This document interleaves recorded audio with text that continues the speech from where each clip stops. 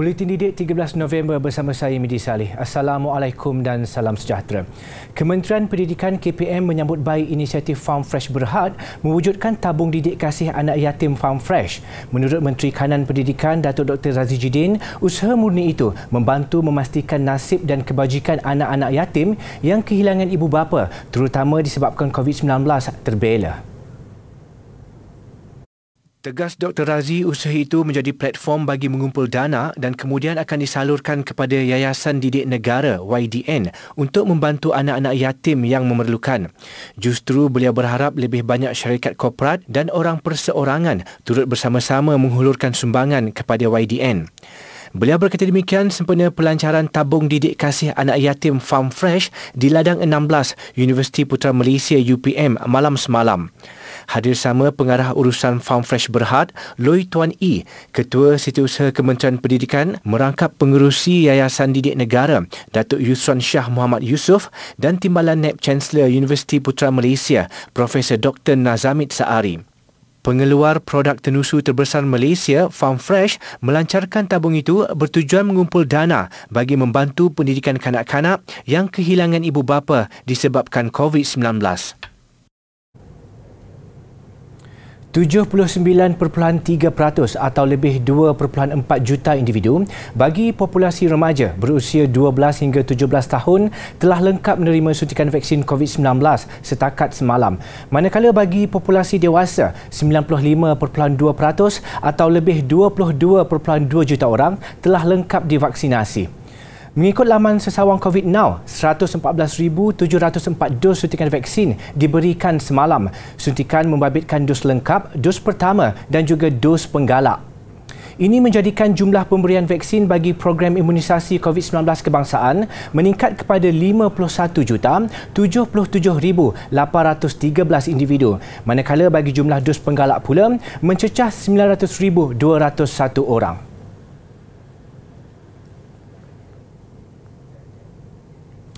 Yang di-Pertuan Agong Al-Sultan Abdullah Riayatuddin Al-Mustafa Bilal Shah mengingatkan bahawa kelonggaran Pelan Pemulihan Negara (PPN) yang dinikmati ketika ini boleh hilang jika rakyat berterusan lalai.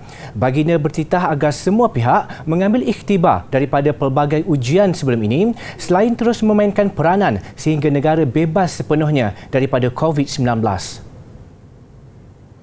Alhamdulillah, situasi pandemik COVID-19 di negara kini semakin bertambah baik.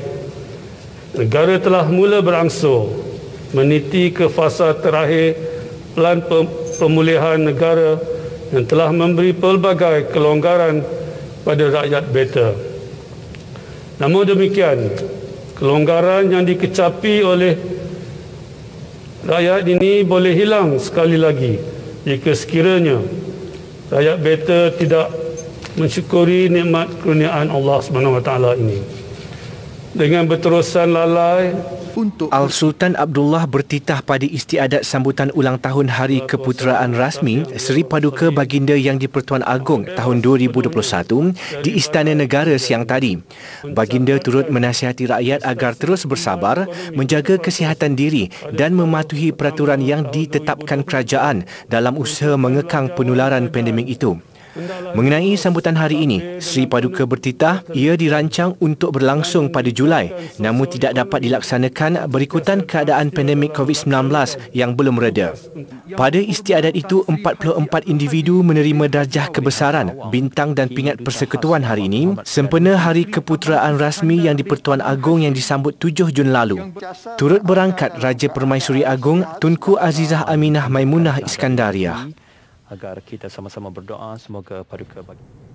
Sementara itu, kadar kebolehjangkitan COVID-19 merekodkan peningkatan mendadak kepada 1.04 setakat semalam berbanding 1.0 kemarin. Berdasarkan data Kementerian Kesihatan KKM, kadar itu kembali menunjukkan pola peningkatan sejak 24 Oktober lalu.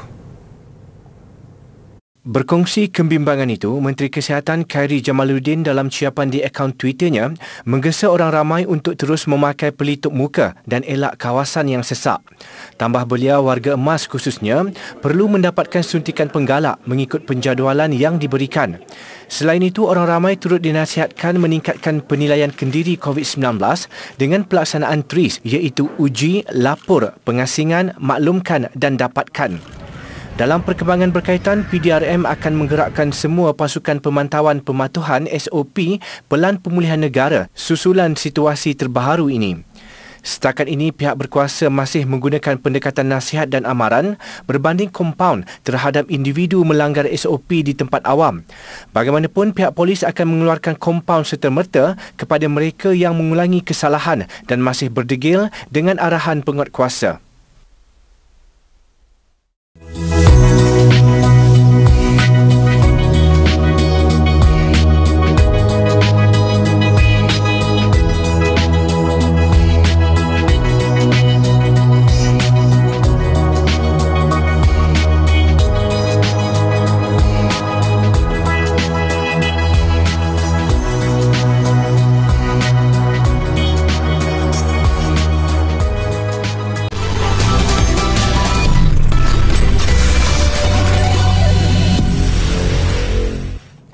Pencapaian luar biasanya dalam membudayakan sains, teknologi, kejuruteraan dan matematik STEM secara digital kepada pelajar, guru serta komuniti membawa kejayaan kepada seorang guru di Jerlun, Kubang Pasu, Kedah, Nurhailmi Abdul Muttalib yang menerima anugerah Princess Mahachakri APMC 2021. Guru pembina negara bangsa, gagah perjuangkan visi negara, bangunkan jiwa yang pelbagai rupa.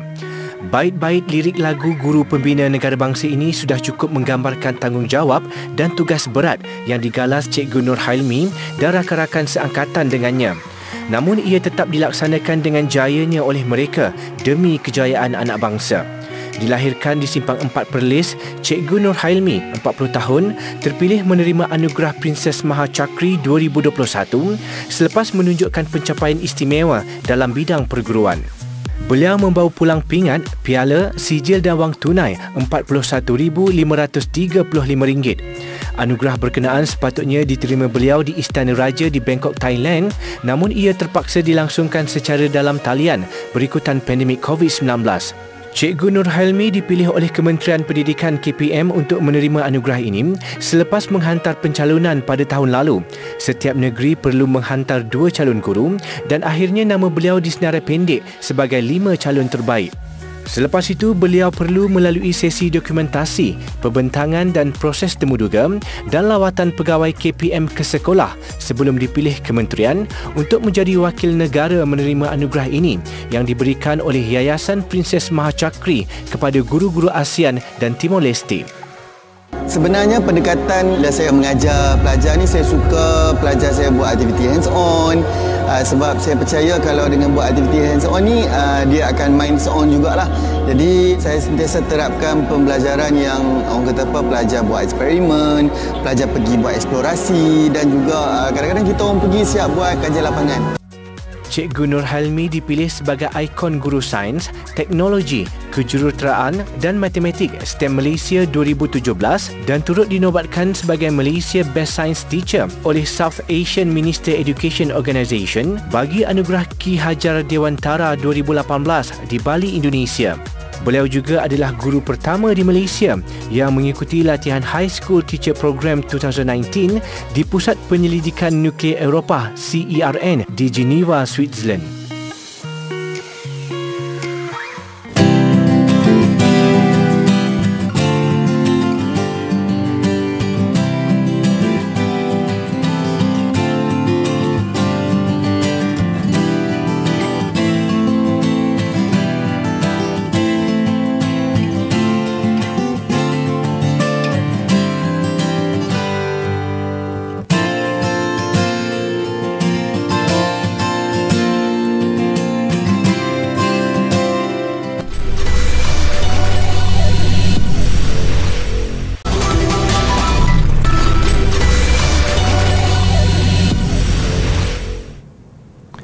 Train to Dabung yang mencetuskan fenomena baharu sebelum ini sebagai lokasi tumpuan ekor pelancongan kembali rancak setelah industri itu dibenarkan beroperasi semula. Terkenal dengan pelbagai keindahan alam semula jadinya, permintaan untuk ke lokasi yang sebelum ini digelar sebagai tempat jin bertendang itu meningkat setiap hari. Menurut Pengurus Besar Wilayah Timur Keretapi Tanah Melayu Berhad KTMB Roslan Ibni Tajri, setakat ini purata hampir 2,000 penumpang menaiki train ekspres rakyat Timuran dan shuttle Timuran setiap hari. Disebabkan itu, pelancong terpaksa menempah tiket train seminggu lebih awal memandangkan stesen Dabung menerima kunjungan ramai. Yalah, dah lama tak naik kereta api. Anak saya first time naik kereta api, dia seronoklah. Kalau macam ni selalu kita pergi bandar je kan. Ini macam pergi kampung, hutan kan, macam rasa lain dah. Masuk alam semula jadi ni kan. Rasa macam lain dah, seronok. Berarti nak beritahukan kawan? Boleh juga nanti kita cakap kalau diorang nak sampai ke sini lah kan. Macam jauh sikit daripada Johor Bahru nak ke Kelantan ni. Memang menjadi acara keluarga, acara tahunan lah kalau kira. Tapi oleh kerana dah 2 tahun tak orang kata ke mana-mana, kami buat trip sekarang ni untuk ke Dabung dan orang kata satu yang satu kemestian bagi keluarga kita untuk melancong dalam negeri. Maknanya kita melancong dalam negeri untuk produk negeri kita.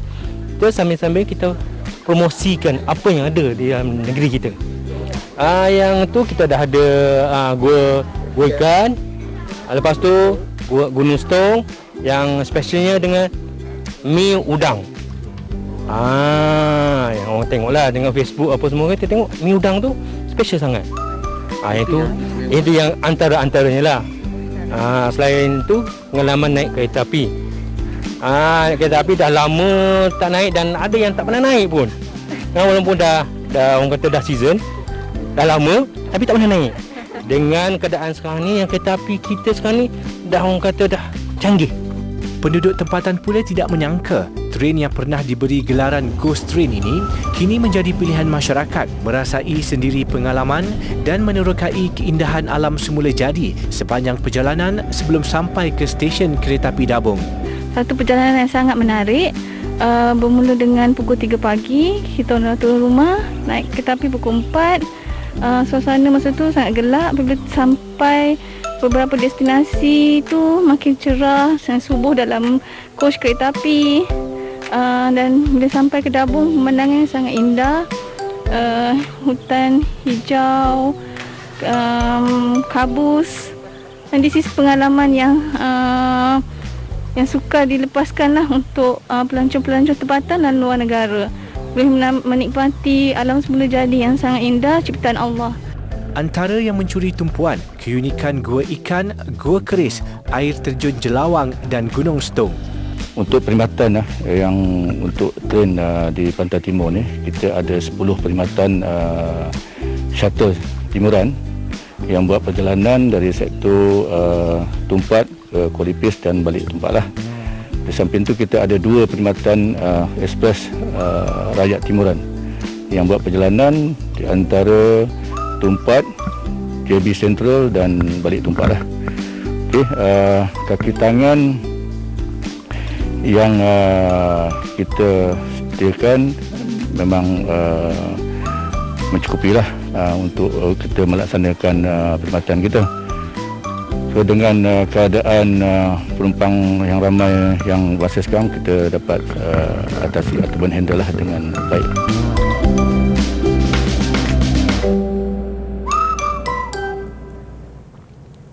Kira-kira 3.2 juta kanak-kanak di Afghanistan berdepan masalah kekurangan nutrisi yang meruncing menjelang akhir tahun ini dengan 1 juta daripadanya berisiko meninggal dunia. Keadaan itu diburukkan lagi dengan faktor cuaca sejuk, terutama pada waktu malam yang menyaksikan suhu turun mendadak. Jurucakap Pertubuhan Kesihatan Sedunia WHO, Margaret Harris berkata, amaran itu dikeluarkan agensi bantuan ekoran masalah kebuluran akibat kemarau serta kesan pengunduran kuasa barat sejurus Taliban mengambil alih negara berkenaan.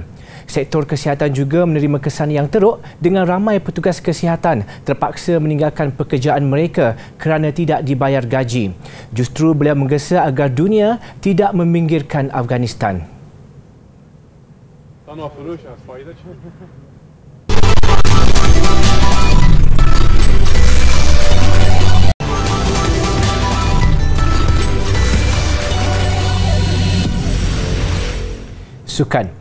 Pelumba negara Hafiz Shahrin Abdullah mengumumkan menyertai pasukan MIE Racing Honda Team dari Jepun sebagai pelumba baru pasukan berkenaan pada kejuaraan Superbike Dunia WSBK musim 2022.